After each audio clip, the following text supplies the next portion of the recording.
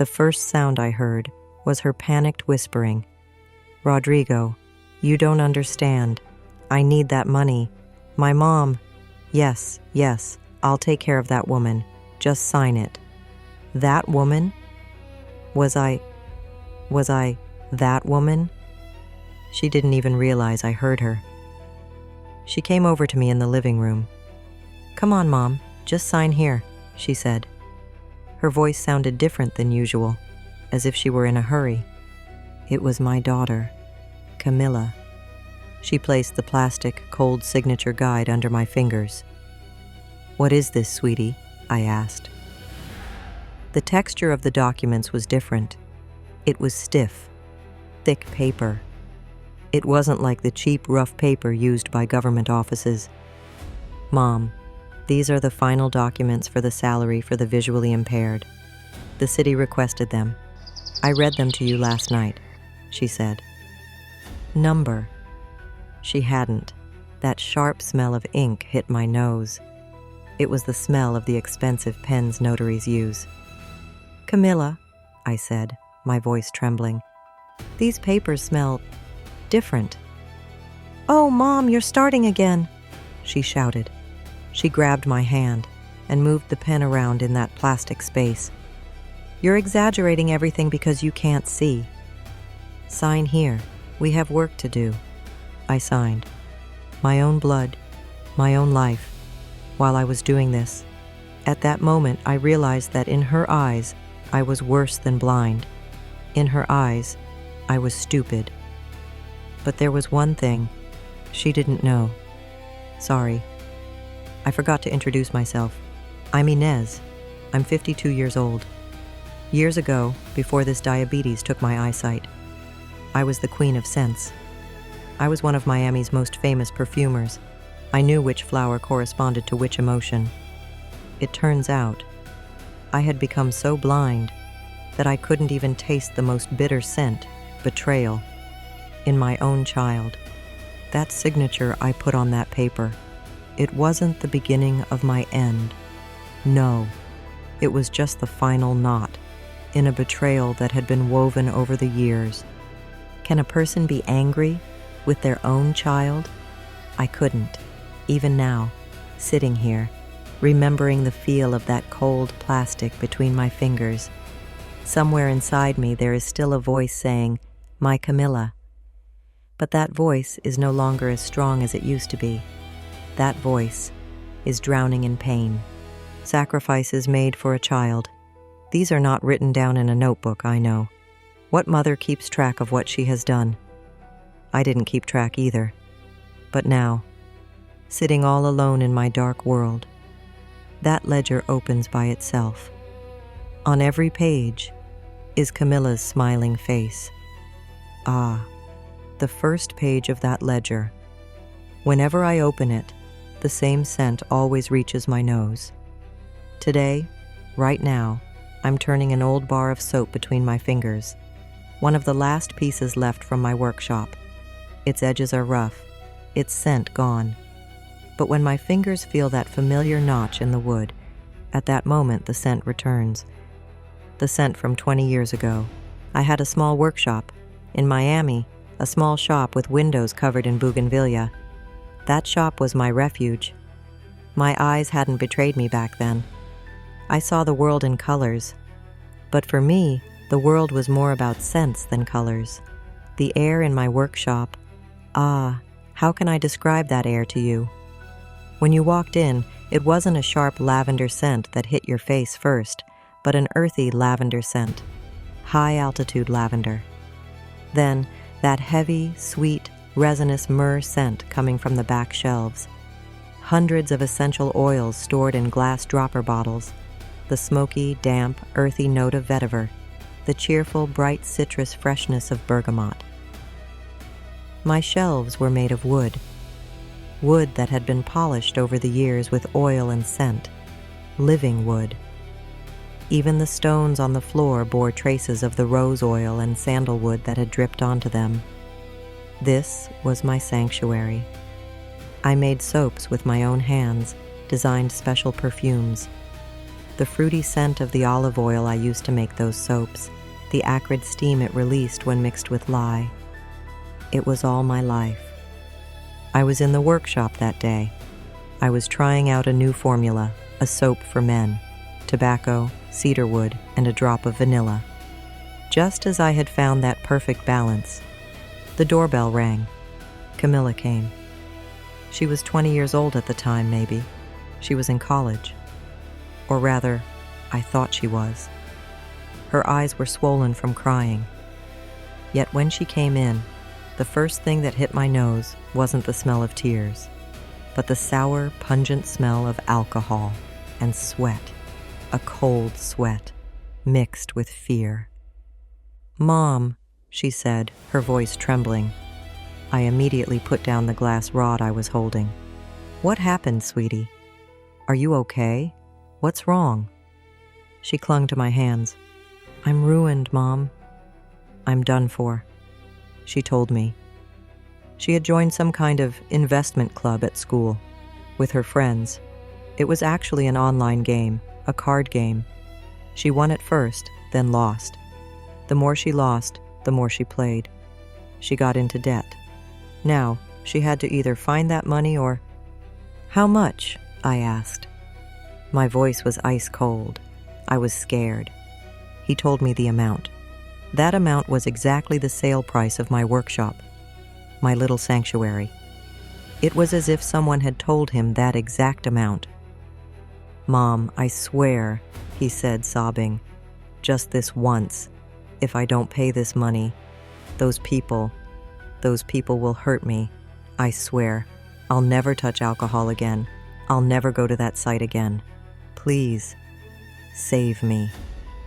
I looked at her then. She was my daughter, my blood, my life. That fear-filled sweat smell. She was my child. What was the workshop? Shelves, bottles. They were just things. They could be replaced. But a child? There was no replacement for a child. "Of course," I said to myself. "Of course I'll save her. She's my future. She's more important than my dreams. This shop was my dream, yes. But Camilla was my reality. My feeling at that moment wasn't pain. It was a strange pride. I was that strong mother who could give up the most precious thing for her child. I sold my workshop. I sold that temple filled with those scents in a week to pay off a moneylender's debt. Save me, Mom." It turned out that wasn't the cry of a child asking for help, but a colonizer's first order of plunder. That day, I sold my dreams, and she used the money from my dreams to build new dreams for herself. New gambling tables, new debts. As I handed over the keys to that workshop, breathing in that last scent of sandalwood, I didn't know that I was also handing over the keys to my own future. I gave up my dreams for him. He, however, was looking at my single signature today. That signature was worth much more than the workshop I sold that day, because this time, what I sold was my home, my own home. And the one who tricked me into that signature was my daughter, who swore that day, never again. Every morning, at exactly 8 o'clock, I sit down at the kitchen table. I take the small plastic pillbox Camilla prepared for me. My fingers trace the raised letters on the compartment marked Tuesday. I open the lid. I take the small white pill in my hand, my sugar pill. And of course that sharp, cold metal needle, my insulin pen. When I open the cap of that pen, that sharp chemical smell, a mixture of alcohol and medicine, spreads through the room. That smell doesn't just mean diabetes to me. That smell means the light I lost. It was 5 years ago. My eyes. They were taking their first steps into the world of shadows. I was in my doctor's office, Dr. Ramirez. His voice always reassured me. But that day, his voice was a little more tense. His office always smelled of lemon cologne and old paper. That day, Camilla was with me. She was holding my hand. The doctor's voice reached me through that lemon scent. Retinopathy, diabetes related. It was progressing.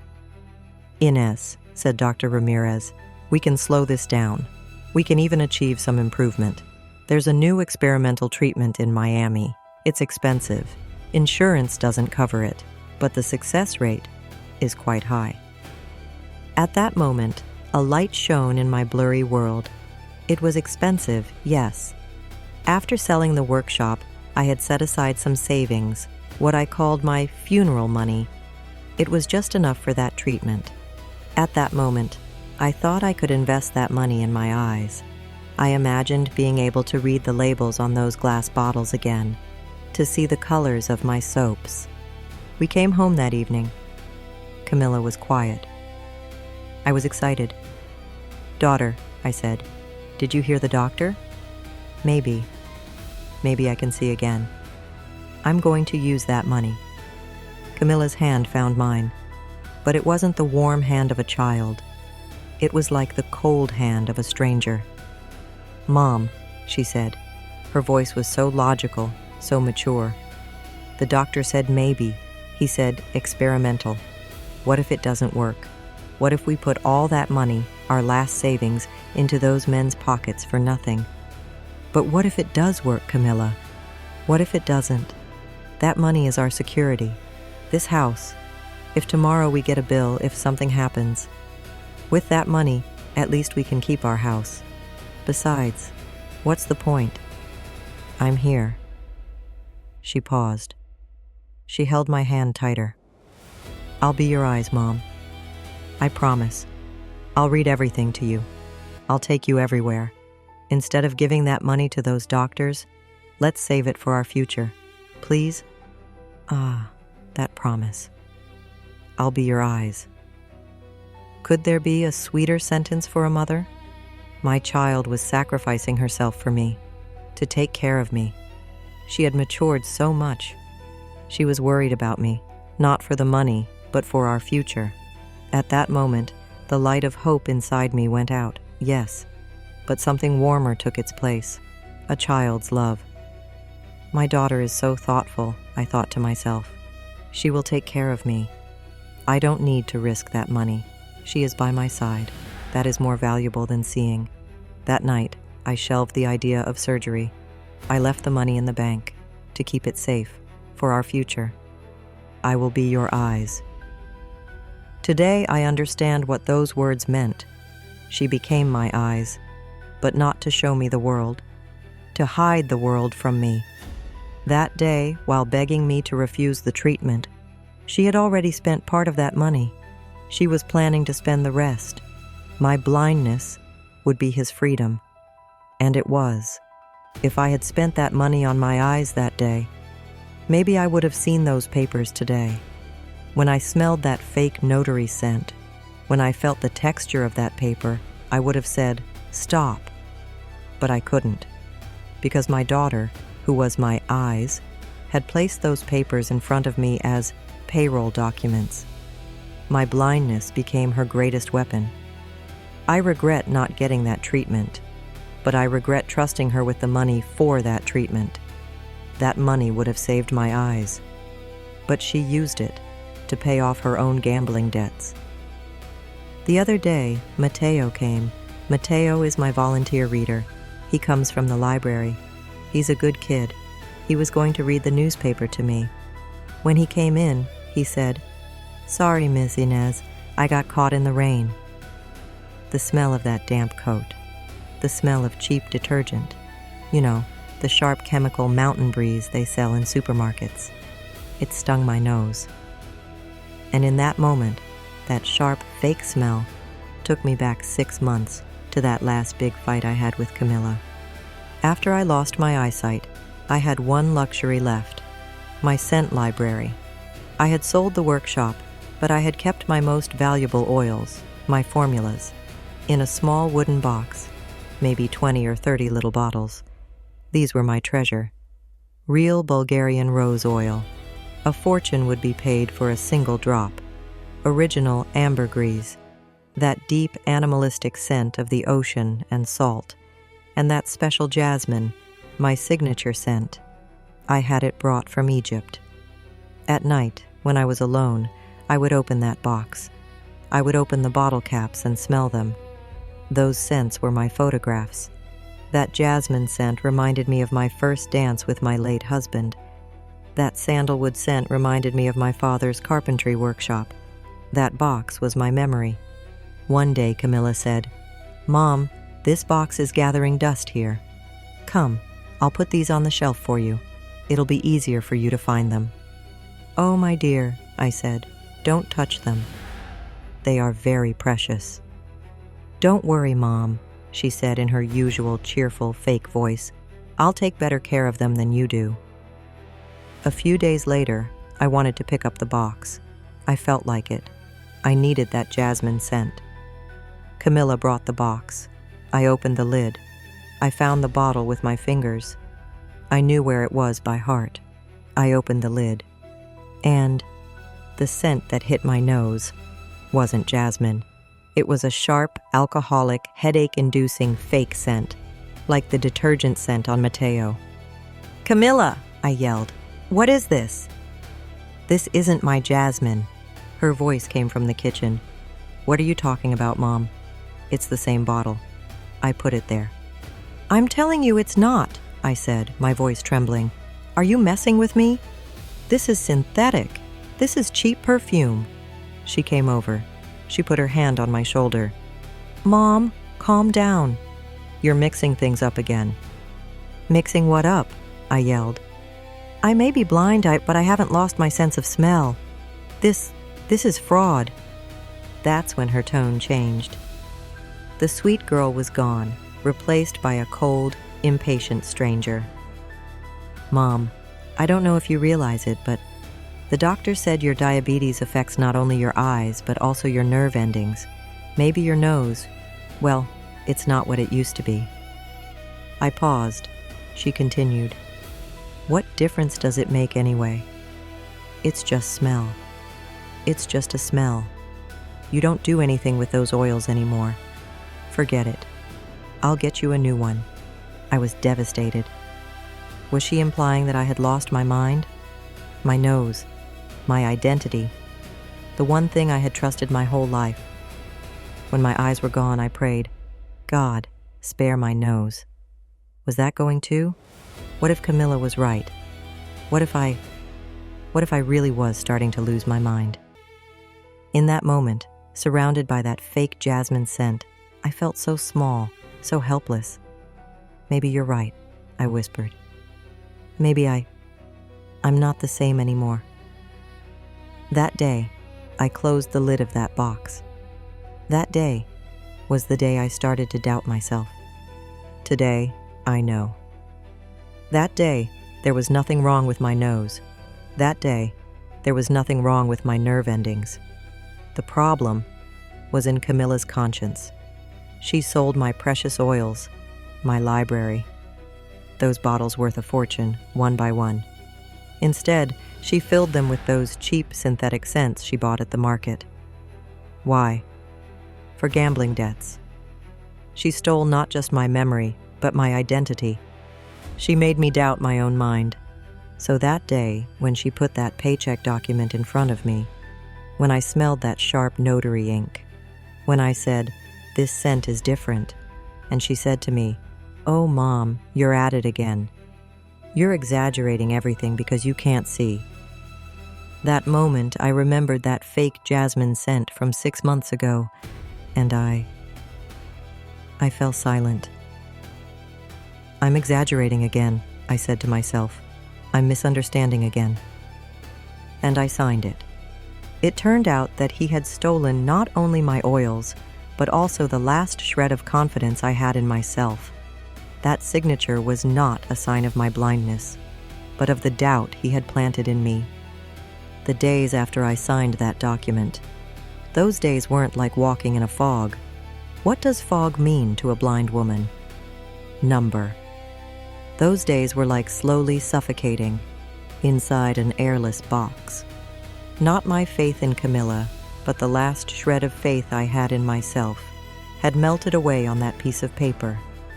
Now, in that house, I, Inez, was no longer a 52-year-old mother. I was a shadow in that house, meant to hear but not speak, to smell but not question. I was an object. I was the final tedious detail in Camilla's plan.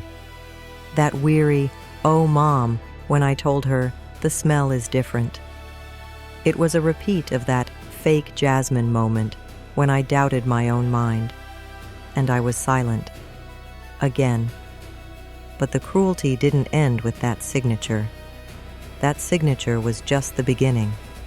She didn't just take my home, my future, my memories.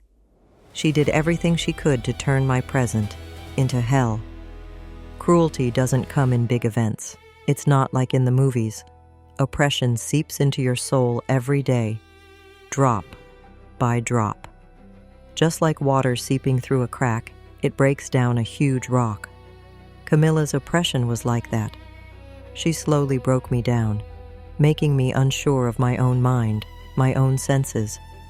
One morning, I called out from the kitchen, "Honey, would you put some milk in my coffee?" After I lost my eyesight, I developed a system.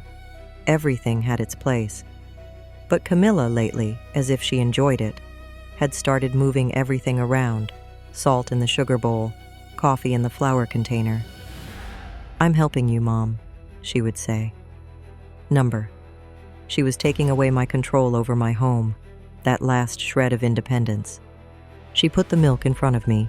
I brought the glass to my lips, and at that moment, that sharp, sour, nauseating smell hit my nose. It wasn't just the smell of spoiled milk. It was the smell of decay. I quickly put the glass down on the table. "Camilla, this milk is spoiled." Her voice sounded so indifferent as she looked at her phone. "No, Mom, it's not. I bought it yesterday. I checked the date." "My daughter, I was a perfumer," I wanted to shout.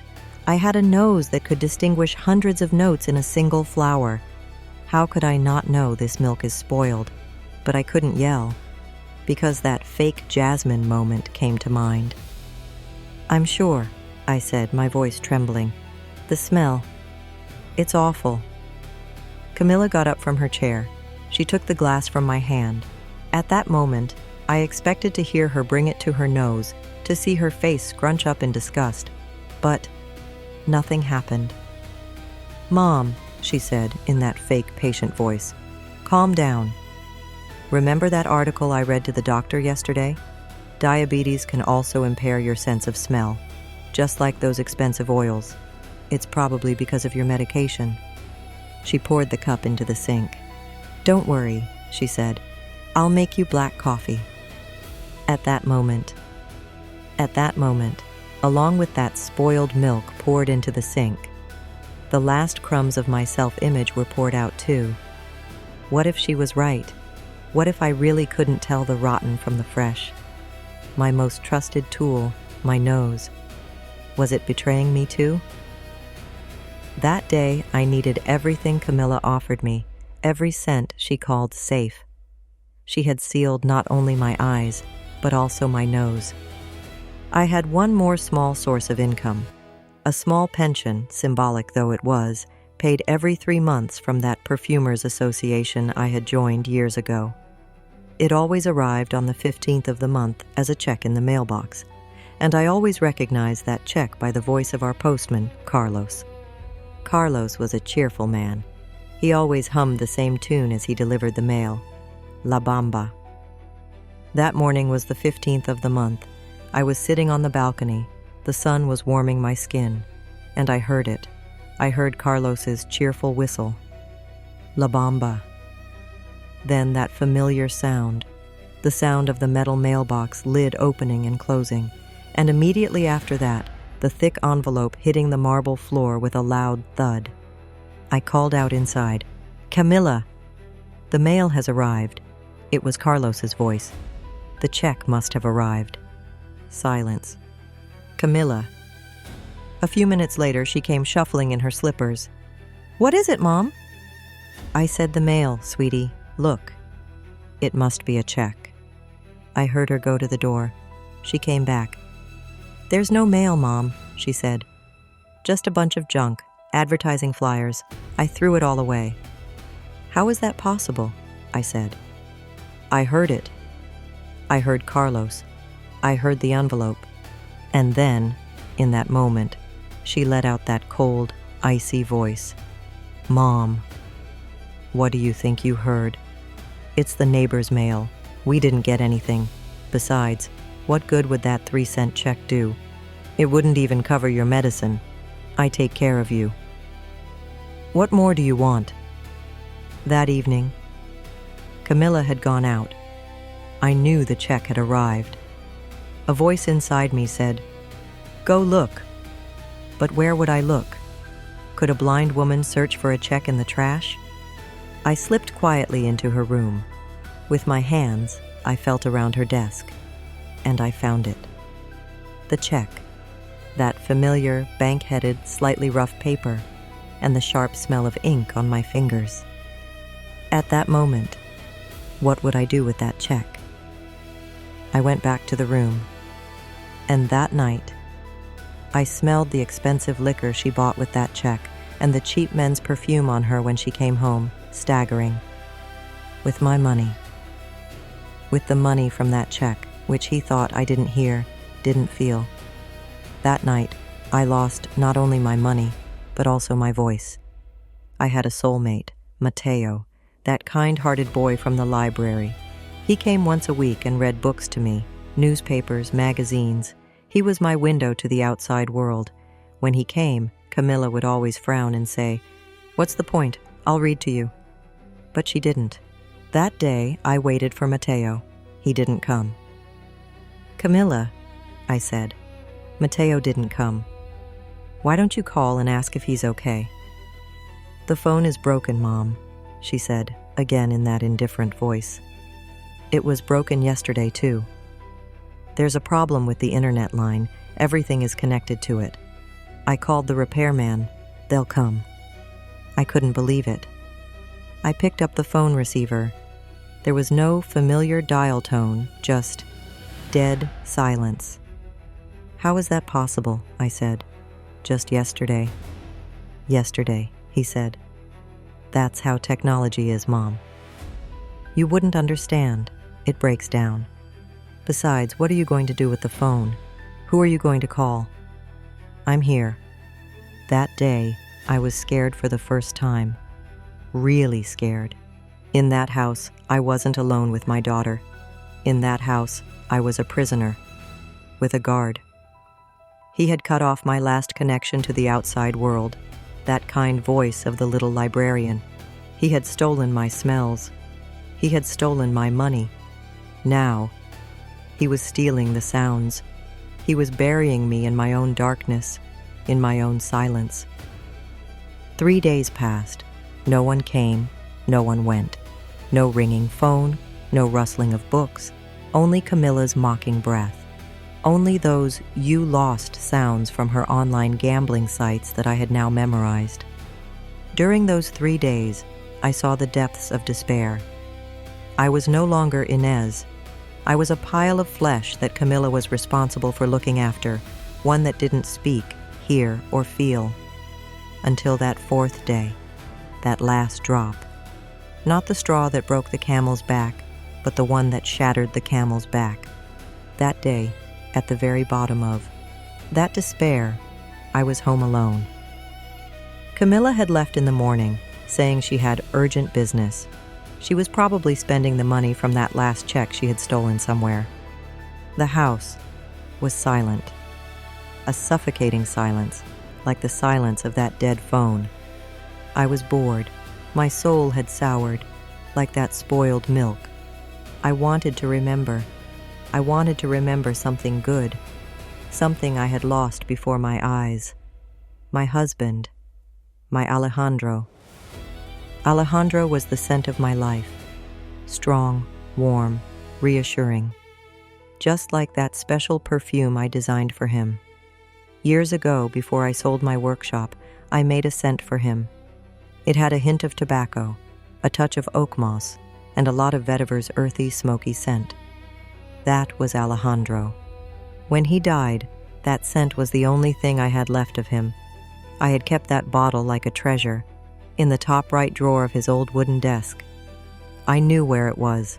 No one but me touched that drawer. Tap, tap, tap. I made my way down the hallway, following the sound. I entered the study. Even the smell of the room had changed. It was no longer Alejandro's room, smelling of tobacco and books, but a storage room smelling of Camilla's damp old sneakers. I placed my hand on the wooden desk. I caressed its dusty surface. I found the drawer. I grasped that familiar brass handle. I pulled it slowly. It creaked open. I reached inside and found it. That heavy, angular glass bottle, that ridged cap. My fingers knew its shape by heart. Like an explorer who had found treasure, I pressed the bottle to my chest. I returned to our room. I sat on the edge of the bed. I took a deep breath. Just for a moment, in my dark world, I wanted to smell my husband's comforting scent. That scent would be my son. I turned the cap. I heard that familiar sound of glass rubbing against glass. I brought the bottle close to my nose. I closed my eyes. And nothing. There was no scent. I panicked. No, I said. No, it can't be. I sniffed again. Deeper. The only thing that reached my nose was that fake jasmine scent. Sharp, alcoholic, nauseating. Like the cheap, lemon-scented disinfectant used to clean floors. My Alejandro, my scent, was gone. M-O-M. Her voice cracked behind me like a whip. Camilla. She was home. What are you doing there? With trembling hands, I held the bottle out to her. Camilla, the scent is gone. Alejandro's scent. Her voice at that moment, was the most cruel, coldest voice I had ever heard in my life. There was no pity in it, no love, only weariness. Oh, that? She said, laughing.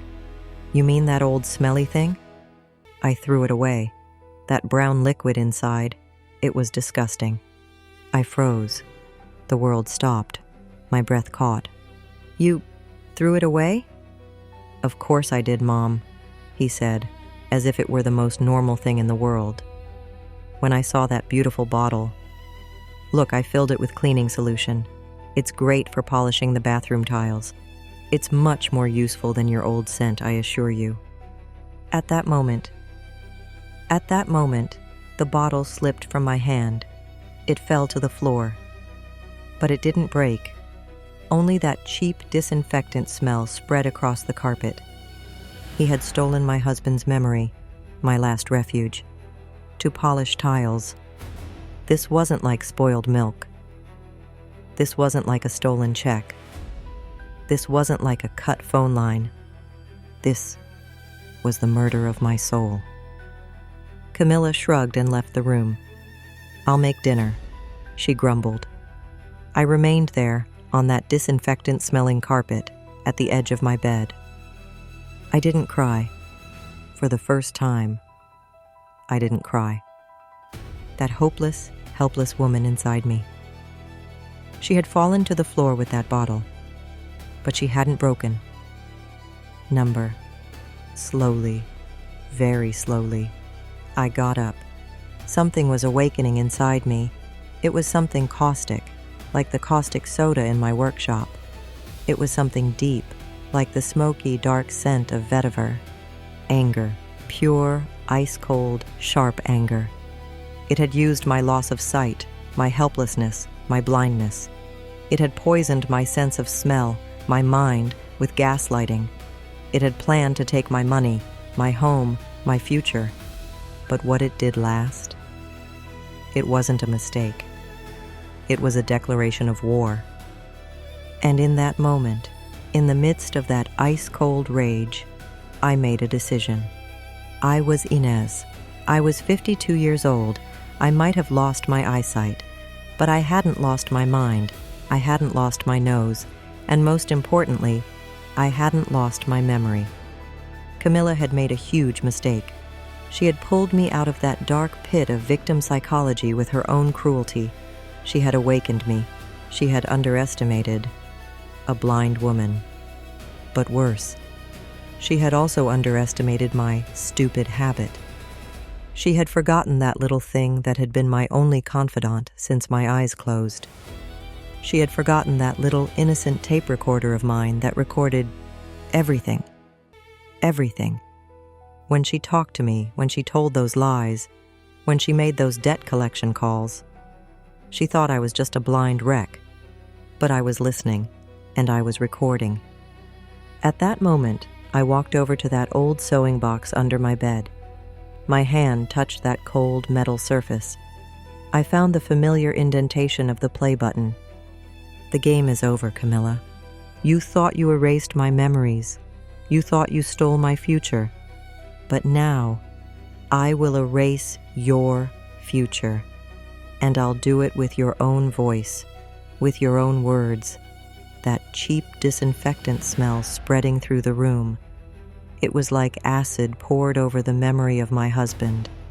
At that moment, sitting on the edge of that bed, as that rage engulfed me like a flame, revenge seemed so easy, so clear. When I picked up that little cassette player, when my fingers found the hollow of the play button, I thought I was a hunter. But revenge, it turns out it wasn't a flame that flared up in an instant. It was a blind fire, burning deep inside, sometimes threatening to go out, then reignited by a treacherous wind.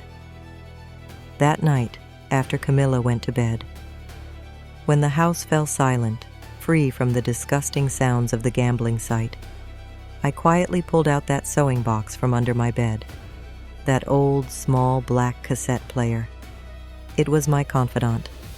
After I lost my eyesight, it was a little memory book I used to remember things. Grocery lists, doctor's appointments. Sometimes when I was drowning in loneliness, just to hear my own voice and whisper, "I'm still here." But Camilla was so arrogant, so blind. She never cared about my stupid habit. She never thought that little device, that little monster activated by that voice, was recording everything, while she was yelling on the phone inside the house, while she was negotiating those debts, while she was bringing that fake notary, that man they called Rodrigo, home and telling him her plans. I put on the headphones. I started listening to that crackling tape. And at that moment, my hunter's stance, my anger, all of it shook. Those tapes didn't just contain the voice of a monster. Those tapes contained my daughter's voice. The first voice I heard was her panicked whispers. "Rodrigo, you don't understand. I need that money. My mom. Yes, I'll take care of that woman. Just let her sign." That woman? Was I that woman? What am I doing? I said to myself. This is me. This is my daughter. At that moment, I wanted to rip off the headphones and throw the tape player against the wall. Listening to this evidence, this was something a mother shouldn't do. This was betrayal. Yes, mine was betrayal. Was I going to set a trap for my own child? At that moment, I stood up. With the cassette dangling from my headphones, I slowly walked down that corridor I knew by heart. I went to the linen closet. On the bottom shelf, my hand found that familiar, soft, fuzzy wool surface, Camilla's baby blanket. I brought it to my nose. 20 years. 30 years. The smell was gone. But I remembered. That sour milk smell. That innocent baby smell mixed with the scent of my skin. At that moment, another memory of my daughter flooded my mind, more powerfully than the voice on those tapes. Camilla was 5 years old. She had a fever, 40 degrees. In the hospital, in that cold, disinfectant-smelling room, her little body was trembling in my arms. "Don't go, Mom," she cried. "Don't go." That night, for 3 whole days, I sat in that chair, her tiny hand in mine, without sleeping for a single moment. She was my baby. She was my little girl, in need of saving. Just as I pressed that blanket to my face, the voice from the earpiece cut through that sweet memory like a knife. "Oh, Rodrigo, don't you understand? I couldn't let her have that treatment. That money was mine. What was that blind woman going to do with it? See again? Nonsense. That money was my future." The blanket in my hands. At that moment, it turned into a rotten rag. That treatment. My last hope. My last chance to perhaps catch a light in my blurry world. He had stolen that chance from me. He had chosen for me to remain blind, not just for the money. He had decided that my blindness was worth less than his gambling debts. "Fine," I whispered. I threw that blanket back into the darkest corner of that linen closet. "Fine, Camilla." The anger had returned, and this time it was colder, sharper. Days passed. I kept listening to the tapes, every night. While he watched TV, laughing falsely, I was in my room with my headphones on, delving into the depths of his betrayal. The plan was beginning to take shape. But he was a monster. I knew that. The tapes proved it. But that monster lived in my house, under my roof. What if I had her arrested? What if I destroyed her? No matter what, she's my flesh and blood. A mother who turns her own daughter into the police. Was I going to be that mother? Would I be known in the streets of Miami, in those Latin neighborhoods, as the mother who sold her child? Honor. Honor was everything to us. One evening, the doorbell rang. I waited for Camilla to answer it. She didn't. I called out. No answer. I went to the kitchen with my cane. "Camilla?" I said. She was there, sitting at the table, and she was crying, but not audibly. I couldn't hear her shoulders shaking. I could feel it, that vibration in the air, and that faint, bitter smell of alcohol. At that moment, I remembered the day my husband Alejandro died. I had shut myself in the bedroom, rejecting the world, and Camilla, who was 16 at the time, had knocked on the door. She had come in, sat down next to me, and hugged me with her tiny body. "Don't be afraid, Mom," she said. "I'm here. The two of us will be the pillars of this house, I promise." At that moment, that girl sitting at the table, crying silently, she was my 16-year-old, grieving, strong daughter. Maybe there was still hope. Maybe in this debt trap, she was also a victim. Just as I reached out to put my hand on her shoulder, another scent hit my nose. Underneath that smell of alcohol, underneath that smell of tears, there was another scent. Expensive, heavy, fake patchouli, mixed with tobacco. I recognized that scent. It was etched in my memory along with Rodrigo's voice on the tapes. It was the scent that came from that fake notary, Camilla's friend, when they came to get her to sign the payroll documents. It was the scent of the man who had conspired with my daughter, and now that scent was on my crying daughter. At that moment, I understood. Those tears were not tears of regret. Those tears were not the tears of a victim crushed under debt, but the fearful tears of a criminal whose plans had gone awry. Rodrigo. He was here too. Or he had just left. In my house. Alejandro's house. Mocking me. I pulled my hand back. At that moment, that last shred of mercy froze inside me. He hadn't just stolen my money, my house, my eyes. He had also defiled his father's memory, the honor of this house. There was no more hesitation. There was no more mother. There was only Inez. And a plan. My plan had to be realistic, clever, and most importantly, suited to my abilities. I was blind. I couldn't examine bank accounts. I couldn't compare signatures, but I could smell, and I could hear. My trump card was the dozens of microtapes in that sewing box, Camilla's moments of confessing her gambling debts on the phone, that disgusting haggling with Rodrigo over the commission they'd get from selling the house. And most importantly, that cold, emotionless voice explaining how she'd blocked my treatment, how she'd used that money. It was all there. But these tapes were useless locked up in this house. I needed someone from outside. Mateo. That kind-hearted boy from the library. Camilla's broken phone had somehow fixed itself when his repairman friend came. But I knew. Camilla didn't want me to talk to the outside world. I waited for Mateo's next visit. That day, Camilla wasn't home. "Mateo," I said, "I don't want you to read to me." His voice was surprised. "Miss Inez, are you okay?" "I want you," I said, my voice trembling. "I want you to help me. I want you to believe me." That day, I told Mateo everything. That fake jasmine scent, that spoiled milk, that memory turned into disinfectant. And then I handed him the headphones. Mateo sat on that couch for half an hour without saying a word. I just heard his breath catch, occasionally whispering, "My God." He believed me. "These," said Mateo, his voice still trembling, "these are terrible.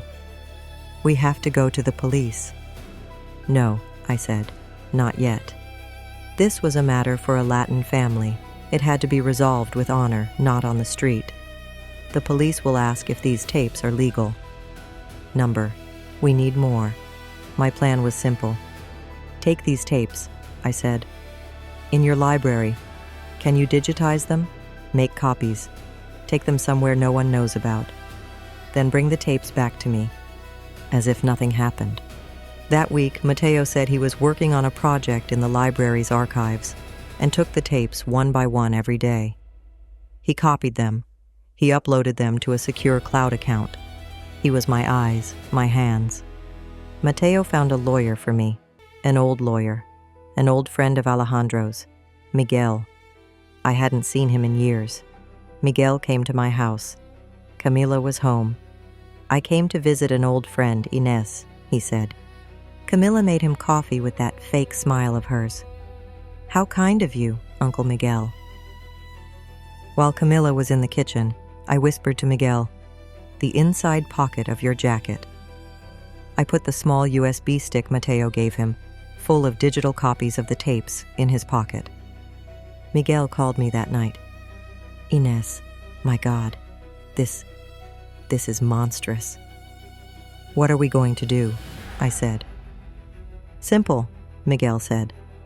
"Those documents, that power of attorney and sales contract you signed, they were done with a fake notary, a guy named Rodrigo, a con man with a criminal record. But it's hard to prove. You have the signature. But the tapes are great, but we need a confession, or a trap." "A trap," I said. "The trap is ready." At that moment, I remembered the moment that burned away my last shred of mercy. The day Camilla came home. She had an envelope in her hand that day.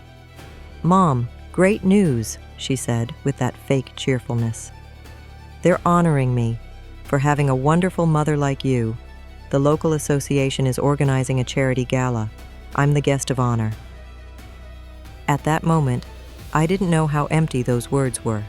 But now, "Miguel," I said, "next week, there's a fundraising gala at the San Antonio Local Association. It's called Lives Dedicated to Parents with Disabilities. My daughter is going to receive an award there." There was silence on the phone. "Inez, you're a genius." "No," I said, "I'm just a mother.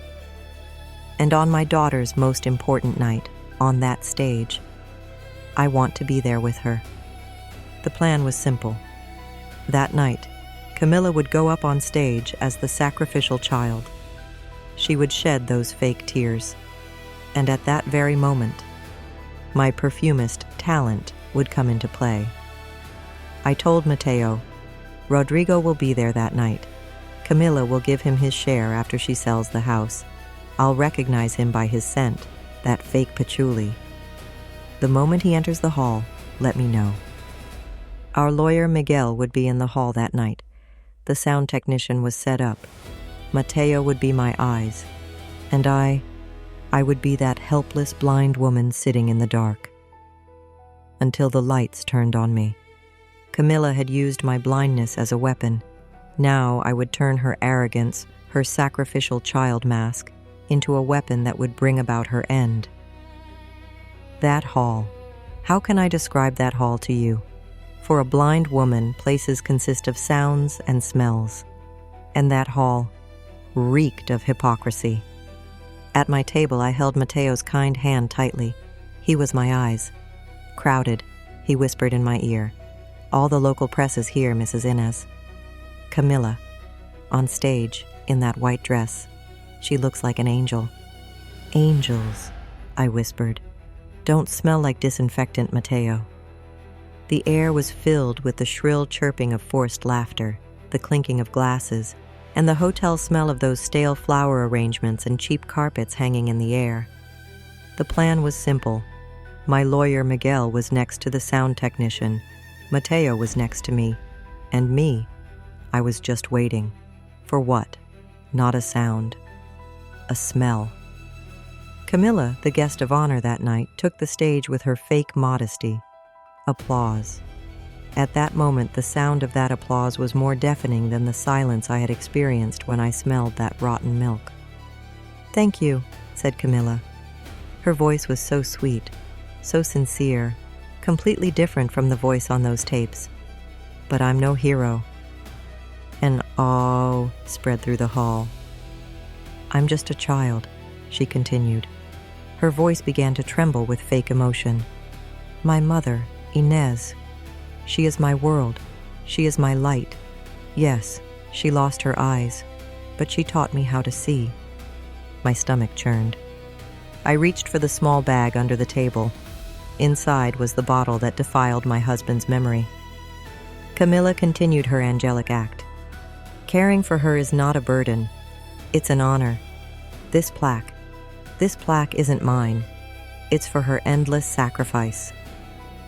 Just then, Mateo's hand tightened around my arm. "Mrs. Inez," he whispered, "there's a man in a shiny suit heading toward the bar. He's looking at Camilla and smiling." And I caught that scent before Mateo even finished speaking. It was the smell of the hotel, slithering through the stale flowers like a snake and reaching my nose. That fake, heavy, nauseating patchouli, mixed with tobacco. It was Rodrigo's scent, that fake notary's, my daughter's accomplice. "Now, Mateo," I whispered. Mateo raised his hand. He signaled to Miguel at the back of the hall. Camilla, just as she wiped away those fake tears, was about to finish her speech.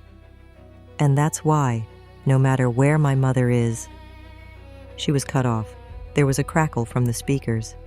That polite classical music stopped. There was a moment of silence in the hall. And then, Camilla's voice, but not that angelic voice on stage. That voice from the tapes, that cold, ruthless voice. "Oh, Rodrigo!" "You don't understand. I couldn't let her have that treatment. That money was mine." All the clinking of glasses in the hall stopped. Even breathing stopped. The air was filled with a sharp patchouli scent and frozen astonishment. Camilla's panicked voice saying, "What is this? Turn the music back on," was drowned out by her own recorded voice. What was that blind woman going to do with that money?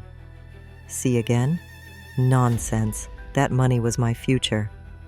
I heard someone in the room say, "Oh my God." And then, the final blow. Miguel's special choice. My moment of catalyst. "Oh, that?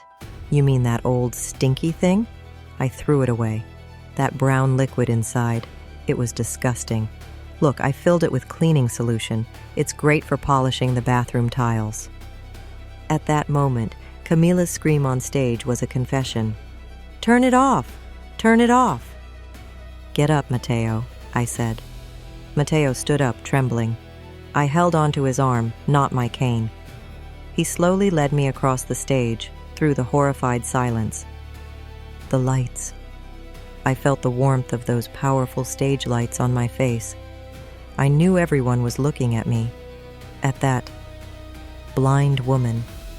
I could hear Camilla breathing, that panicked, wheezing breath, and Rodrigo's scent. That scent was quickly fading toward the exit. But Miguel was there. Security was there. There was no escape. I reached the edge of the stage. "Mom," Camilla said, her voice pleading. "Mom, this is a conspiracy. This is Matteo. A microphone was thrust into my hand. My lawyer Miguel's plan was working perfectly. "No, Camilla," I said. My voice echoed in that huge hall. It was calm. It wasn't cold. It was just clear. In that dark world of mine, following his scent and his voice, I turned my face toward him. "This isn't Matteo. This is you. This is the voice of your sacrifice." I took that bottle out of my bag. That bottle filled with cleaning solution. I raised that bottle, found by a blind woman by touch, into the air. "This," I said, "this is your father's memory, your tile polish. You took my eyes, Camilla. You took my money. You took my home. These things. I could have forgiven these things someday. A mother forgives anything for her child." I paused. I breathed in the heavy, thick silence in the living room. "But you," I said, my voice trembling for the first time. "You thought you erased my memories. You played with my mind. You used my blindness as a weapon. But you forgot one thing, my daughter." I turned my face to those warm lights, to that invisible crowd. My eyes may not see. But I was a perfumer. I can smell a lie from 1,000 miles away. And you reeked of betrayal from head to toe. At that moment, on that stage, the mask of the sacrificial child fell away, and left behind, under the flash of the cameras, was a small, frightened criminal, sobbing as he collapsed to the floor. What followed happened quickly. That night, in that hall, it was all over. Rodrigo was caught at the door.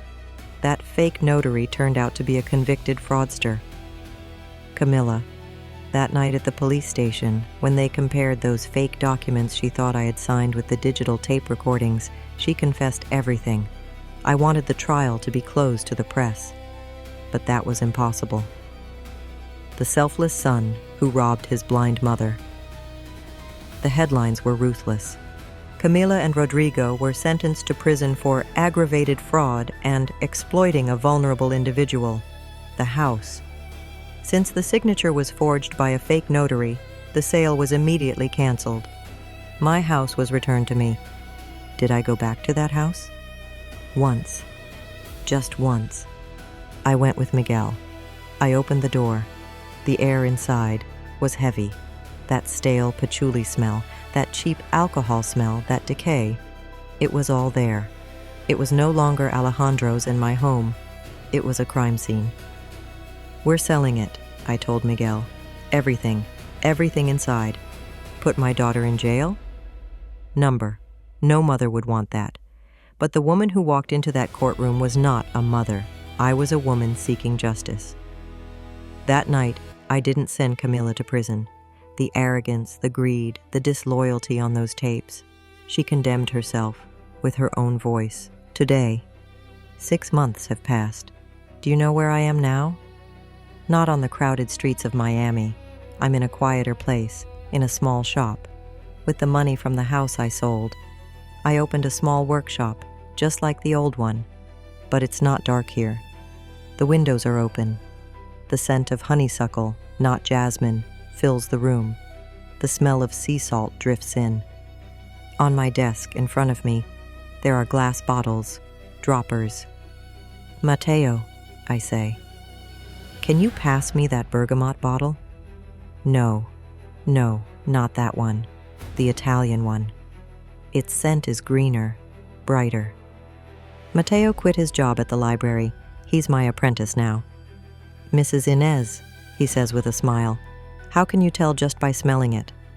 Because, I say, every scent has a character, my child. Just like people. Some are bright and honest. Others are fake and heavy. My hand finds that cold glass bottle. I drip a drop. That cheerful, bright citrus scent spreads into the air. I am in the dark. Yes, my eyes still don't see. It's too late for that cure now. But that blindness I felt in that hotel lobby 6 months ago, it's gone now. I'm working on a new scent. There's no patchouli in it. There are no heavy, stale notes in it. Just vetiver, that earthy, honest scent. A little bergamot. And plenty of sea salt. This isn't a scent of revenge. It's not a scent of pain either. This is Inez's scent. The scent of a free woman. And may I share a secret with you? Her scent is like life. Wonderful. What about the sale? I said. What if they sign before I do? Montoya smiled, for the first time. That designer and real estate agent, they're both Beatrice's relatives. We can get them charged with organized crime too. Don't worry, Carmen. That deed is yours. And no one else will touch that deed but you. He prepared certified copies of all the books. He loaded Valeria's digital evidence onto a USB drive. He transferred the audio from the tape to digital format. The plan was legal and deadly. What did they value most? Reputation, social status. Then, we would strike right there. They would take the stage to tell their success stories. They would tell those investors how they went from zero to becoming a brand. At that very moment, Valeria would project my gift onto that giant screen behind them. First, Mateo's crackling voice. Mom, I swear, it's just for suppliers. Then the Cancun photo. Then my notebook. Transfer minus $320,000. And finally, that real estate listing. The listing for his father's inheritance. Get ready, Valeria, I said. We're going to the party.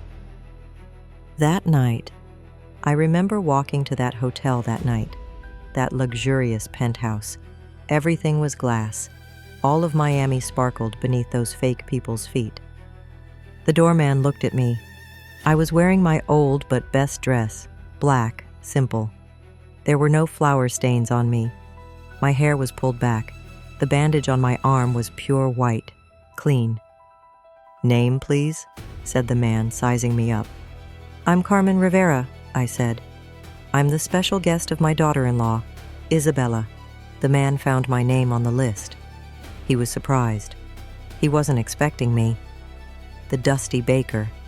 I went inside. The music. It was so loud it drowned out the sound of my heart. Everywhere, people were holding champagne bought with my money, smiling falsely at each other. The young girls they call influencers were posing for their phones. I saw Valeria. She was at the technical desk. She was dressed as a waitress. She nodded slightly. She was ready. And then, I saw them. The kings and queens of the night. Beatrice was swimming in diamonds. Isabella was wearing a silver dress with her back completely exposed. And Mateo, my son, in that expensive suit. He wasn't my son. He was a puppet they had created. Beatrice saw me. She smiled. That snake smile. She came over to me.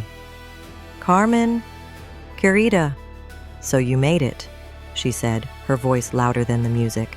I felt sorry for you. I told you not to sit alone in the shop. Come and see real success. Learn how to escape the dusty life. I smiled at her. As promised, Beatrice, I said. I brought my gift. Her face changed. At that moment, she was afraid of me. But it was too late. Isabella took the microphone. The music stopped.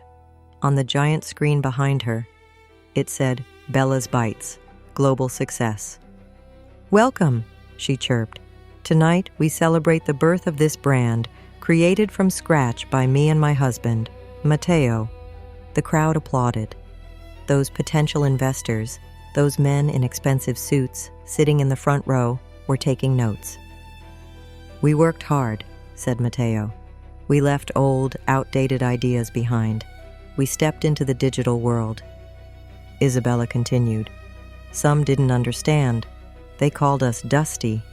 But we saw the future. And this investment, this was the result of our family's complete trust in us." At that moment, when I heard the word trust, I looked at Valeria, and I nodded. Now, the Bella's Bites logo on that giant screen suddenly cracked. The image disappeared. Isabella paused. "Ah, a technical glitch, I suppose." And then the screen came back. But this time, the logo was gone. There was Cancun, my son, my daughter-in-law, my in-laws, by the pool, raising glasses with my money. Below, Isabella's comment, "The life we deserve." A murmur rose from the crowd. "What's this?" said an investor. Isabella's face turned pale. This is a mistake." The screen changed again. On the left, my handwriting, my analog notebook, enlarged, clear. "Power of attorney transfer, Cancun, minus $320,000.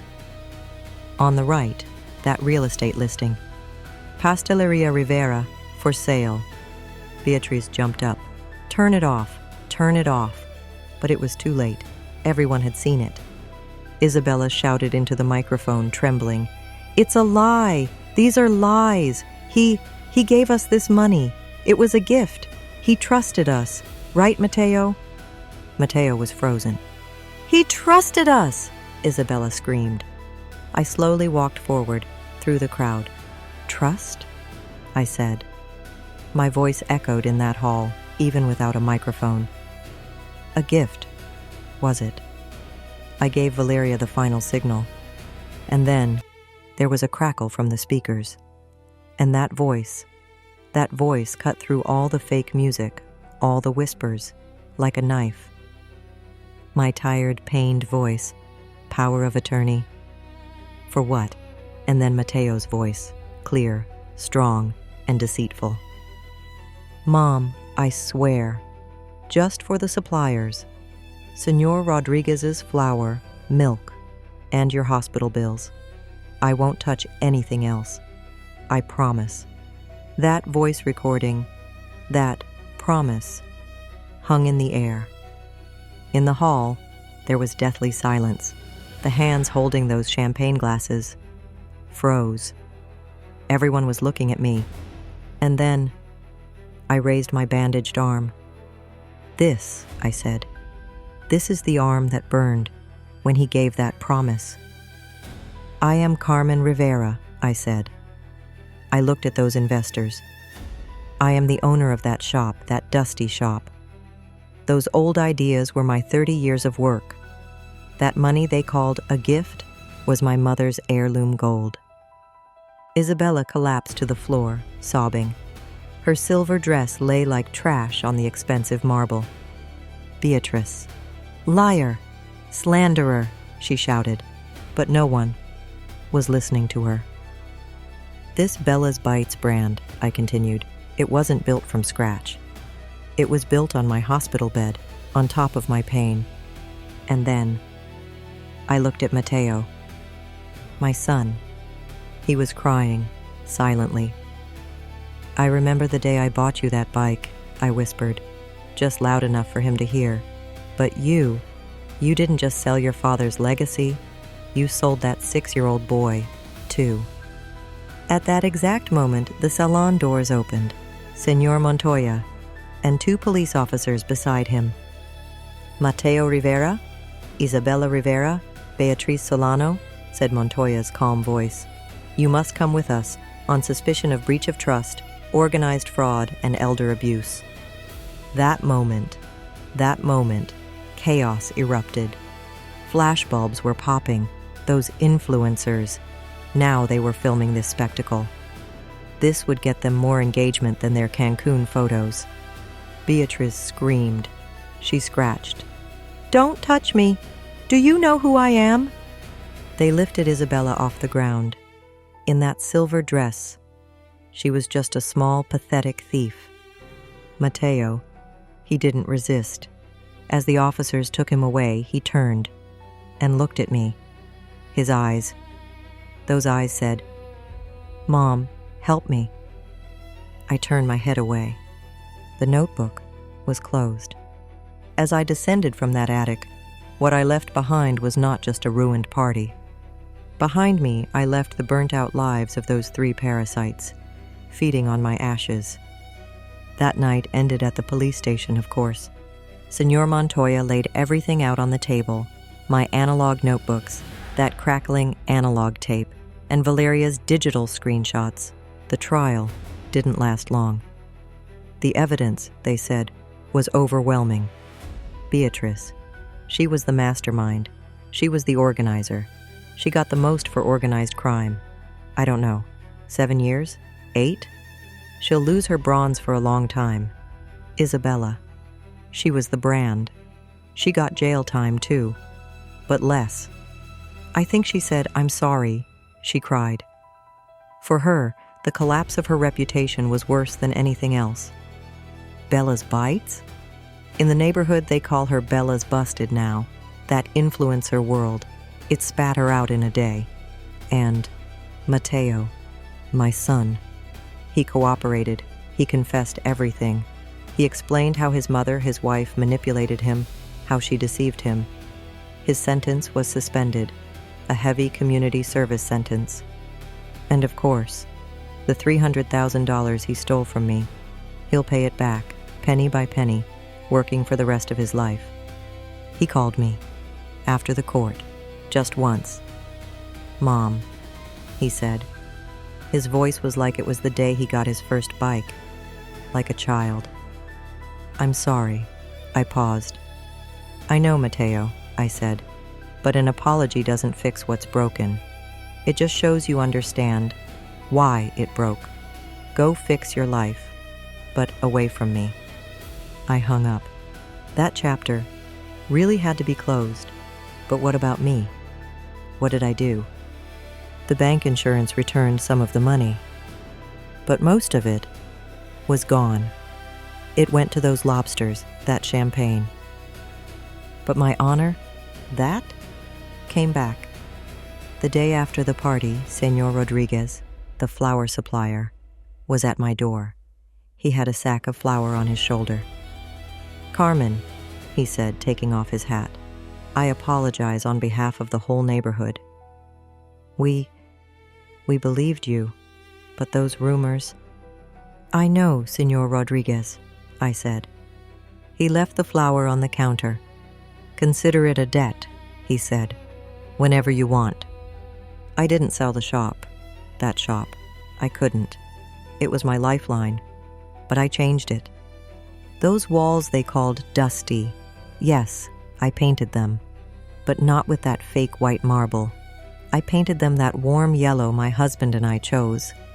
And that recipe book that was thrown in the trash, the one with my mother's handwriting, I framed it.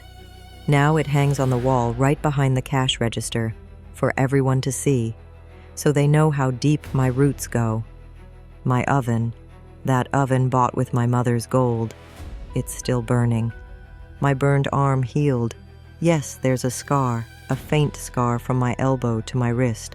But when I look at that scar, I no longer feel pain. That scar. It doesn't remind me of betrayal. It reminds me of how I survived the fire. Ah, and then there's Valeria. She wasn't my apprentice. She was my eyes. Now she's my partner. I am the analog queen. She is my digital prince. I make cakes and pastries. She puts my art on Instagram. "Carmen," she says to me with a smile, "your flan recipe, it went viral." I still don't fully understand what that means, but my shop has never been this full. Yesterday we got a new order for a big quinceañera party, 5 tiers, just like Isabella's. And standing at the oven in that heat, kneading the dough, I smiled. The smell was the same, the scent of vanilla and fresh bread.